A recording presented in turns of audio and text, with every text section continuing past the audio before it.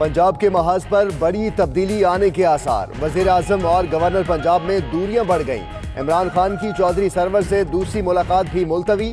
Governor Chaudhary server आज press conference में अहम ऐलान करेंगे।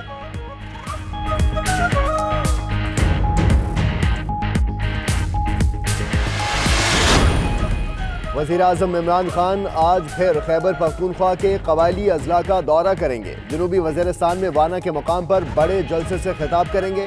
मकीन में जरगे से भी खिताब भी शेड्यूल है।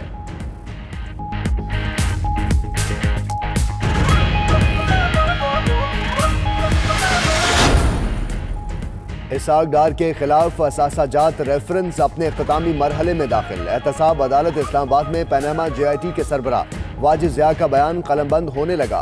तीनों शरीक मुल्ज़िमान अदालत में पेश।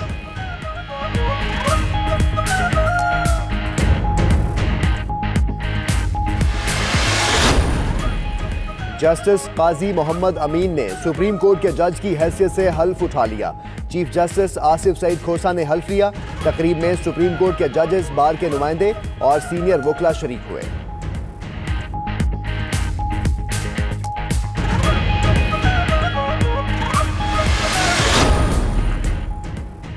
जवाब दो, जवाब दो, निशवा की मौत का जवाब दो। कराची में दारुस्सेहत अस्पताल के बाहर शहरियों का एहतजाज। उधर निशवा के वालिद ने हेल्थ कमीशन की रिपोर्ट मानने से इनकार कर दिया।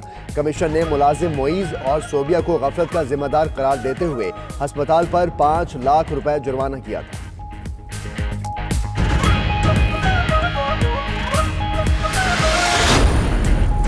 लाहौर समेत पंजाब के कई इलाकों में गर्दो गुबार का तूफान। इस्लामाबाद, सियालकोट, जेहलम समेत कई शहरों में बादल भी बरसे। तलागंग में जालाबारी। महकमा मौसमियात ने खैबर पख्तूनख्वा में आज अक्सर मकामात पर बारिश की पेशगोई कर दी।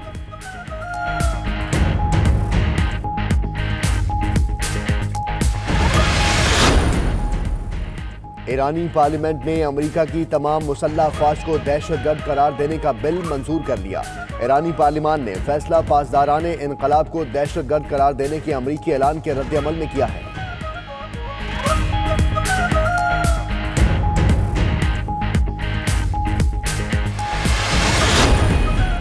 और अजीम सूफी बुजुर्ग हजरत लाल शहबाज कलंदर रहमतुल्लाह अलैह का 767वां उर्स आज से सहवन शरीफ में शुरू हो रहा है। मुल्क भर से अकीदतमंदों की आमद का सिलसिला जारी है।